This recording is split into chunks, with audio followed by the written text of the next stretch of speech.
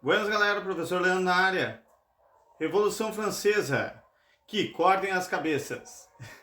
Pois bem, Revolução Francesa, Luís XVI, um rei, que dá para dizer muito louco, tentando se vingar da Inglaterra, gasta muito do seu dinheiro investindo numa guerra que não é dele. Justamente no outro lado do mundo, justamente nos Estados Unidos, na guerra contra os Estados Unidos, contra a Inglaterra, até então tentando fazer a separação dos Estados Unidos. Pois bem, na verdade, a Revolução Francesa foi uma luta de classes. Existia 3 estados, tá? Então tinha o clero, tinha a nobreza e tinha o povo. Porém, o povo que tinha ali tinha uma classe ali dentro que eram os burgueses, que eles tinham muito dinheiro a ser investido, que tinham muitos interesses nessa ideia ali, nessa mudança que vem na base do iluminismo já também, com essas bases filosóficas novas, querendo mudança na parte da democracia, na parte de república. Então, o que, que acontece? Eles querem botar abaixo o absolutismo monárquico. O que, que era o absolutismo monárquico? Era justamente todo o poder concentrado na mão do rei. E Luís XVI, esposo, no caso de Maria Antonieta, pegou e gastou muito desse dinheiro investindo em outras guerras, ou então simplesmente fazendo muitas festas e dando poder, vamos dizer assim, aos nobres para gastarem também esse dinheiro. E sim, a maioria dos impostos vinham de quem? Dos camponeses, das pessoas, dos artesãos, inclusive da burguesia que estava ali na base dessa pirâmide. Então, o que, que acontece? Insatisfeitos, se faz uma assembleia, justamente para votar, porque o dinheiro estava ficando escasso e ele precisava de mais dinheiro. Então, eles tinham que aumentar os impostos. Então, fizeram uma assembleia para esses 3 estados votarem.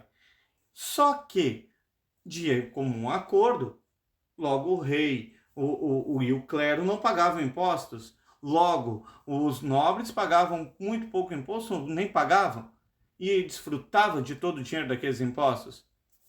O que, que acontece?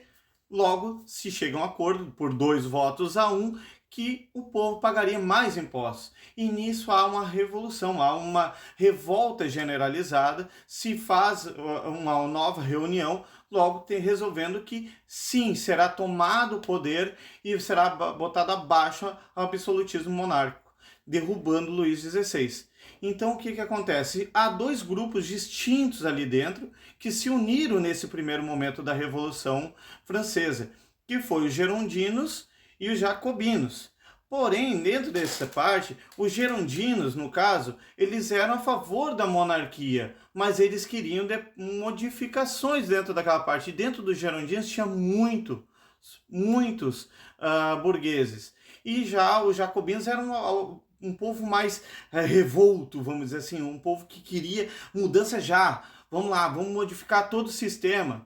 E aí eles eram um pouco mais anárquicos, no caso. Eles eram mais pela revolta. Então eles buscaram logo a força votar. E foi quem foi os primeiros a tomar esse poder. Os jacobinos, eles acabam destituindo o tempo do terror, o período do terror ali, porque eles caçavam as pessoas e guilhotinavam. Justamente aí que a guilhotina começa a funcionar bastante, ou então matava afogado ou queimado, mas sim todos os opositores, principalmente toda aquela parte da gama da nobreza, inclusive depois também vai para a guilhotina. Luís XVI também sofre a decapitação, no caso.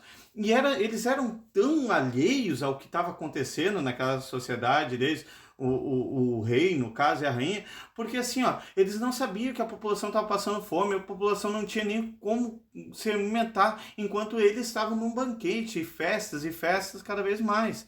Então, a consciência do seu povo não tinha ali.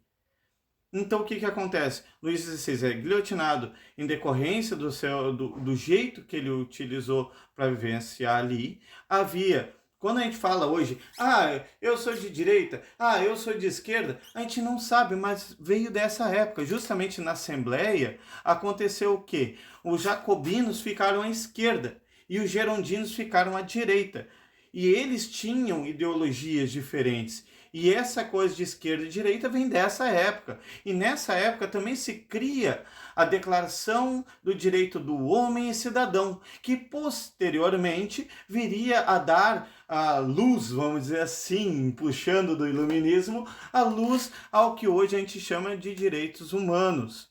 Porém, também vem várias fases ali e hoje ainda se remete muitas coisas da nossa sociedade vindo justamente dessa época da Revolução Francesa. Ela durou 10 anos, mas esses 10 anos foram efervescentes demais, com trocas de poder entre gerondinos e jacobinos. O próprio chefe dos gerondinos acaba sendo guilhotinado também. Vem a República, o lema, no caso da Revolução, liberdade, fraternidade, vem dali, vem da parte da Revolução Francesa, vem justamente desse querer de mudança muito efervescente ali dentro. E realmente ali também já existia o que, como a gente fala hoje, existia a direita, a esquerda, vamos dizer assim, jacobinos, gerondinos, lá também existia o centro.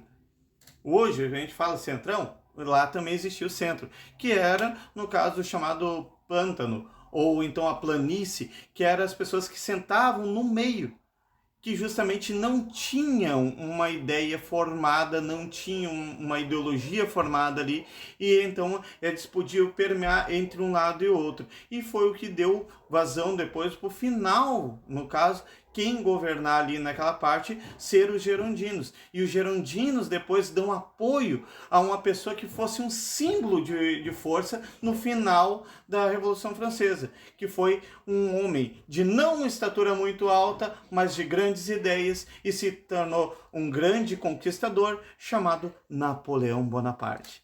Valeu, galera, um abraço e até mais!